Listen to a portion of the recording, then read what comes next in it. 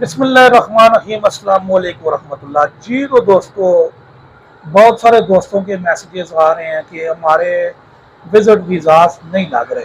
तो दोस्तों, कोई कह रहा है हमने एक हफ्ते से डाला हुआ है प्रोसेस, कोई कह रहा है एक महीने से डाला हुआ है, कोई कह रहा है 3 महीने से डाला हुआ। तो दोस्तों, अक्सर एजेंट साहब के साथ दो नंबरी करते हैं कि आपसे पैसे ले लेते हैं तो आगे पेमेंट डालते ही नहीं है उनके अकाउंट में।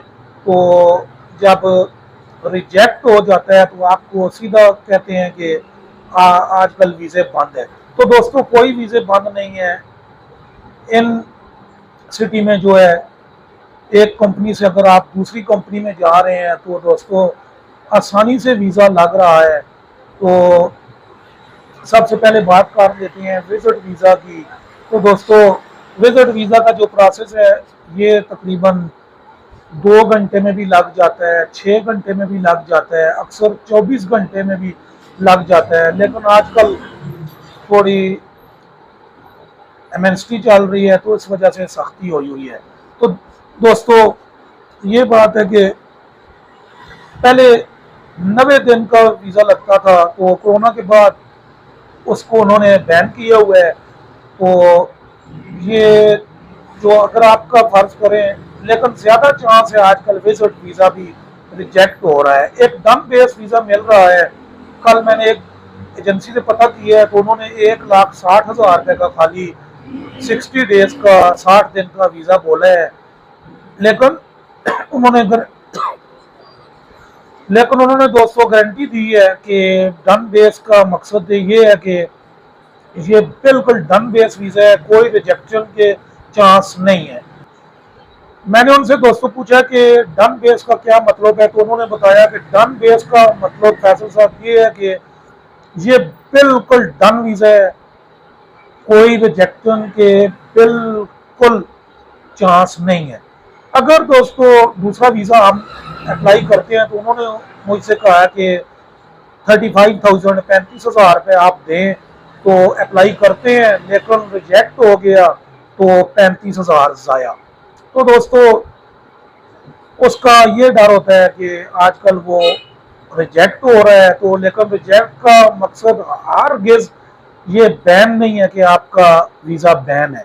सिर्फ रिजेक्ट हो रहे हैं वीज़े इस वजह से कि आजकल वो एमएनसी स्कीम चल रही है, जो कि एक बहुत ही गोल्डन चांस है पाकिस्तानियों के लिए कि 2017 के बाद, अभी 7 सालों के बाद यूएई गवर्नमेंट ने ये स्कीम निकाली है कि अगर आप इनलीगल हैं तो अपने आप को लीगलाइज करें।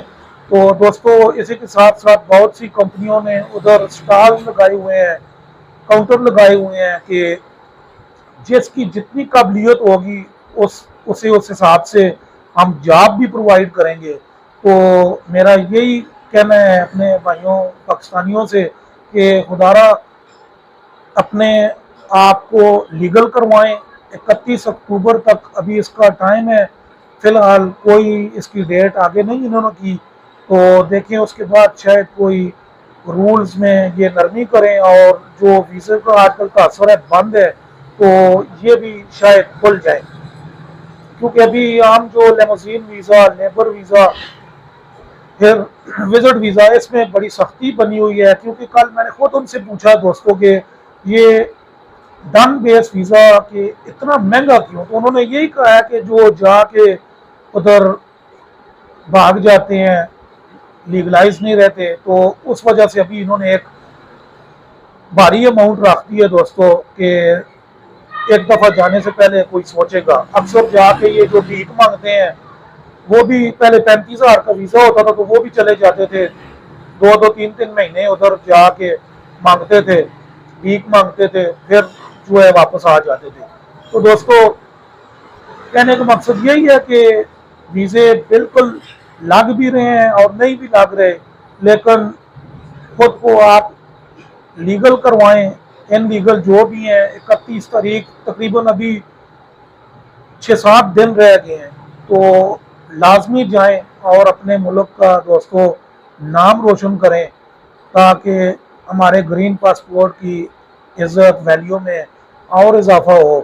तो बहुत सारे लोग रुके हुए हैं, बरसरे रोज़गार लोग हैं। तो दोस्तों, जो बरसरे रोज़गार हैं वो तो चले दुबई में लगे हुए हैं, जो रोज़गार के सिलसिला में जाना चाहते हैं वो बेचारे अब वीज़े ओपन होने का इंतज़ार कर रहे हैं। तो हम एक अच्छी उम्मीद के साथ वीडियो को एंड कर रहे हैं कि 31 अक्टूबर तक आप सब दोस्त इंशाल्लाह जाएंगे दुबई, एमएनएसटी स्कीम का फ़ायदा उठाएंगे, तो अपने आप को लीगल करवाएंगे। इसी के साथ दीजिए इजाज़त। अल्लाह हाफ़िज़। अस्सलामु अलैकुम रहमतुल्लाह।